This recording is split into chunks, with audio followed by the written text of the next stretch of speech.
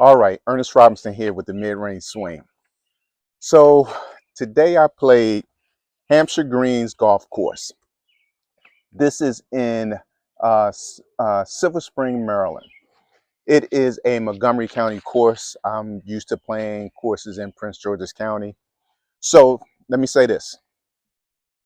Typically, I have videos of some of my shots. Unfortunately, I was not able to get videos of my shots today. Pace of play was moving along, so unfortunately I wasn't able to get some shots in. But what I'm going to do with this video is go into a lot more detail like I would do on my podcast. So just know that my YouTube channel is typically for shots, good and bad, and the podcast is where I go a lot deeper. But today I'm just going to do both the video and the podcast all in one because I didn't have video of shots at Hampshire Greens. So it was a beautiful day. I teed off at 11:36. Good weather day. I think it maybe got up around 70 degrees. Played with 3 other seniors, and they were really good. Now, I'm going to talk about the course. As I said, this is a Montgomery County course. This is a new course to me. Now, let me say this. I have played it once before, but that was years ago. It probably was like 10 years ago. So I don't even remember this course at all. And it's a lot different than the courses I'm used to. Remember, let me back up and say a few things. Remember, I'm pushing 60. I am not a professional. I am not a coach. I am a mid to high handicapper, and what I'm trying to do is lower my scoring average. I started this season off at 98. I want to get down to 92. I want to do it between April and the end of October. And I have some courses mapped out. Now the courses that I'm starting to play, and actually today was the first day of courses that I have never played before. So the courses that I played in April, I'm pretty familiar with those. But I'm trying to play a different course every week, probably up until midsummer, and then I'll probably, recycle the courses that I've been in. So with that said, today was a course that like I said, I probably played it once, but it was 10 years ago. I don't even remember anything about this course. And it was something. It it tested me. So let me go through some of my categories. Again, if you're familiar with the podcast, you know that these are some of the categories that I talk about. First is back friendly. So from a 1 to 5, 1 being that the course was really easy on my back, and 5 being, man, I need some pain pills and the traction. You know what? I'm gonna have to give it a 1 because I felt no pain in my back at all today. I still feel good, no pain at all. I had my back brace on. I know I keep saying that I'm going to drop the link there. Someone actually mentioned it that I keep saying that, but I'm swearing about this, swearing for this about this back brace. It has been so great with my back, but I didn't feel anything today. So I'm going to give that course a 1 on back friendly. Difficulty. So 1 being that it was easy, and 5 being that it's the hardest course ever. I'm going to give it a 3, maybe 3.5, 3. The reason why I'm giving it that is because it's a course that I'm not familiar with at all. And I knew it would be something to play courses that I'm familiar with, but to actually put my skills up, or quote unquote, what skills I have up against a course that I'm not familiar with, it was different. So it was a lot challenging. Now, the course isn't really hard, and it's a beautiful course. I really loved it. As a matter of fact, I'm gonna play it again. I really like it. It's not really hard, but know this: it is long, and it will reward you for straight shots. And I'm gonna talk more about straight shots in a moment. It will reward you for your straight shots. However, it will punish you for your wayward shots. You will be in jail if your ball leaks left or right on certain holes. So it can be really challenging. So because this was a course that I was not familiar with at all, I'm going to give it maybe a 3.5. So that's the difficulty for me. Course conditions. I thought it was in good shape. This is May, so I think it's in good shape. Of course, I want to see what a lot of these courses look like during the summer when it gets hot and it begins to burn out. But I thought it was in good shape. I thought it was in great shape. Walkability. Oh, I'm sorry. Course conditions. What would I rank it? I would one being horrible. I mean, one being great and five being horrible. I would probably give it a 2. I think it was really good. Walkability. One being it's an easy walk, and five being you can't walk it at all. It's a 5 because you can't walk it. You cannot walk it. I don't even think you're allowed to walk it. I'm not sure, but the tees are so far apart from each other. When you finish one hole from tee to green, when you finish that green to go to the other tee box, I mean, you can't even walk. It's not walkable. So know that if you have not played Hampshire Greens, know that, and if you're a senior and you have a bad back and or a bad back, you can't walk it. But again, I don't even think you can walk it because there's so much space or gap between the finishing up one green going to the next tee box. So it's definitely a 5. It is not walkable at all. Cart friendly. So because you can't walk it, it's cart friendly, right? I think there's actually one hole out of the 18, and it's on a back 9 that is cart path only. But outside of that, you were able to ride on the fairway. So I give it from 1 to 5, 1 being friendly, 5 being not. I give cart friendly a 1. Well, I guess because there's one hole that you can't. So let's give it a 1.5. But yeah, I found it to be very cart friendly. Pace of play between 1 and 5, 1 being that the pace was really good, 5 being that it was really slow. We moved along. There was a group in front of us and a group behind us, and there was never a point that we were waiting. So there was never a point. We teed off at 11:30, and I think we did a 4-hour round. And really, a big part of that 4 hours was going from one tee to green to the green to the other tee box. That's really where we spent a lot of the time because again, it is not walkable and it is a big course. So the pace of play was great. So I would definitely give it a 1. And again, this was during a weekday. I'm playing during a weekday, and it was at 11:36. So I don't know what it's like in the evenings or on the weekends, but for that time of day, pace of play was great. Value, I don't even know what the price of the green is because the greens fee are because I got a membership, a Montgomery County membership. When I started this journey, I said, I would, because I figured I think Montgomery County has maybe 10 courses inside of the county that are public. So because I'm going to play all 10, I figured it would be cheaper or a good value to go ahead and get the package. So I think they have multiple packages. I got one of the packages. And for the price I paid today, I think I paid $60, and that was due to the membership, which included the cart. So that was really good. And I think the price that I paid today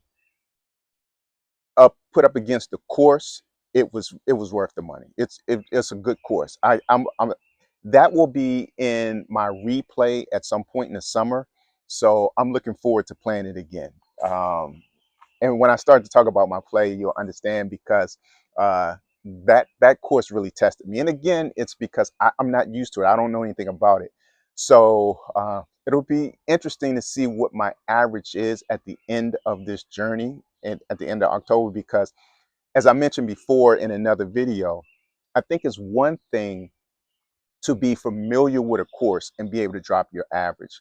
But I think it's something totally different to play a whole bunch of different courses that you have no clue of what's ahead of you to really test your game to see what it's like. So I think for the value, I think that this was a really good course. Tee options. So let me tell you what the tee options were here. Let's see here. They have tan, white, blue, and black. We played the whites, and the whites are 5,921 yards. And I thought that that was really good. But again, it is a really long course. It's a really nice course. It's inside of a residential community, so I think it's great. The amenities. So it's really nice. Let me think. So they have a driving range. And actually, on the driving range, I mentioned this before in one of my other videos about being able to hit off of mats and off of the ground. You can actually hit off the ground here. I think this morning it was closed, but they do have a sign that says that you can hit off the ground. Again, that's kind of big to me because I'm used to playing courses that are only mats and not having the ability to hit off the ground. But the driving range was nice. Let's see, I paid $7 for a bucket of balls to warm up. They have, I think it was 2 putting greens, if I'm not mistaken, and you could chip near the putting green, around the putting green. So that was great. Inside, there is like a little lounge for to get something to eat, hot and cold food. You can sit, watch TV, and even on the outside, there are decks. There was a deck where you could sit, and people were sitting out there enjoying themselves. So I think the amenities are great. Yeah, I think that's a really cool course. Overall enjoyment, I really liked it. I think I really liked it because it was new to me. You know, the courses that I started out playing in April, I had played those before, with the exception, I think, of probably University of Maryland. I had played the majority of those ones that I played in April. So this was new to me. So it was really exciting. So I think my overall enjoyment was really, it was heightened because it was something different. All right. So how did I play? Um, First, let me talk about my criteria in terms of how I rank myself in terms of if it was a good round, and that's by how many golf balls did I lose. So technically, I lost one golf ball, and when I say technically, I mean only one. But the front nine, I thought I lost several golf balls. Again, remember what I said. If you can hit it straight, you're good. But if you hit it left or right, if your ball leaks left or right, you're going to be in jail. And the front nine, there were so many times when I thought I had lost the golf ball, but I was able to find it and identify it, and I had to do some rescue shots. So yeah, that was pretty challenging, but I lost one golf ball today. My driver was so-so. And the reason why it was so-so, I had some really good drivers. Like I told you before, I'm feeling good about my driver. I wasn't closing my face each and every time I used the driver. So I was hitting a slice. But I knew what I was doing. Once I hit it, it was like, okay, I know what I did wrong. And the next time I was up on the tee box with the driver, I was able to correct it. But again, if I lost focus, I would hit a slice. But I'm not overly concerned about that because I'm in the past I would have been like, you know what, I just can't hit this driver. But I feel very comfortable and confident with my driver. I just got to get it down to a point where I know I need to close that face. Interestingly enough, now that I'm talking about it, I hit my driver more today than I did on any other courses. So that kind of tells you a little bit more about this course versus the courses that I played in the past. I think I have hit, wow, I can't even tell you how many holes I hit my driver on. I think the only holes I did not use, yeah, only holes I did not use my driver on, I believe, was my were the par threes. Yeah, so I pretty much had my driver out the entire time. Wow. So I'm happy about that, and only lost one golf ball. My woods. So I did shoot a video right before I started, an introduction, and let everyone know where I was playing. And I told about my goal. And I'm not putting that here because I was unable to put shots together. So I'll tell you what my goal was starting that round. I only had one goal, was to hit my woods. I have a 7 and a 5 wood. And I know now that I need to begin to hit those clubs. I've been working on them at the range, but at some point you got to put it in play, right? And I got to get used to hitting them. And I knew that this course, and that's why I made this my goal for today, because I knew that with this course, it was long enough that I would need to begin to hit my woods, my 7 and my 5 wood. And I hit my rescue a lot as well. I did well. I'm telling you, I was surprised at how well I hit both of those woods. That 5 wood I got maybe like a week ago, week and a half ago. So I've been just trying to, get a good understanding of it and get familiar with it. So what I did today with it, I'm really pleased at what I saw. I was hitting my 5 iron, my 5 wood close to 200 yards. I think I got like maybe 190 out of it at one point. My 7 wood, I got maybe 175 out of it. But they were good. They were good strikes, and I was hitting it straight. I was very, very happy about that, and I needed it, so I was happy about that. My mid irons, so my 5 and 6, and I'll throw my 7 in there. Contact was great. I was striking the ball very well. The problem was that I wasn't keeping the ball straight, which brings me back to what I was talking about earlier. If you don't hit straight on this course, you're going to jail. If it leaks left or right, you are in trouble. And that's what I did a good part of the day. Great strikes. I think some of the courses that I had been playing prior to this were pretty wide open. And even when I say wide open, there's trees or trouble on the left and right. But even if you go in there, you would have an ability to punch out. Not so much here. I mean, it's really tough to punch out of a lot of the stuff that they had there. So you really want to keep it straight. But that was the issue that I was having. I couldn't keep my mid irons straight. I kept missing left and right. My pitching was decent. I've been working on that. So I can hit the greens. I've been doing very well with that from 100 yards and in. So I was okay with my pitching. The problem that I really had, so I had really 2 big problems. One was the mid irons, and the other now is the chipping. My chipping was horrible today. So I got to begin to work on chipping. I can get on the green with my chipping, but it does me no good if I chip on the green and I still got like a 20-foot putt.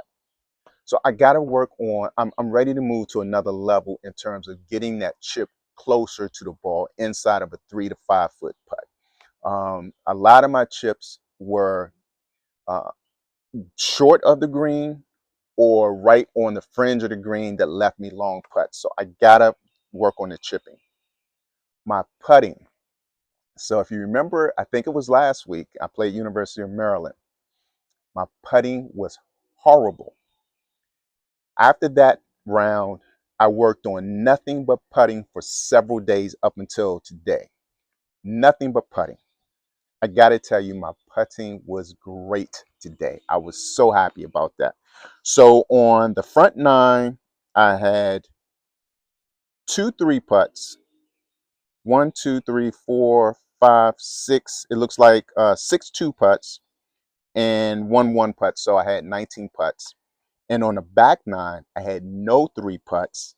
And I had 1, 2, 3, 4, 5, 6, 7 2-putts and 2 1-putts for 16. So I had a total of 35 putts today. Much, much better. So I put in a lot of work. So I was very pleased with what I did with my putting today.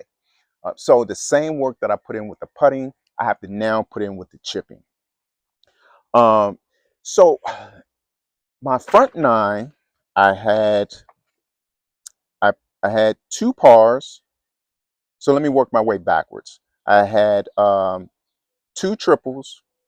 I have 1, 2, 3. It looks like 3 doubles and 2 bogeys and 2 pars.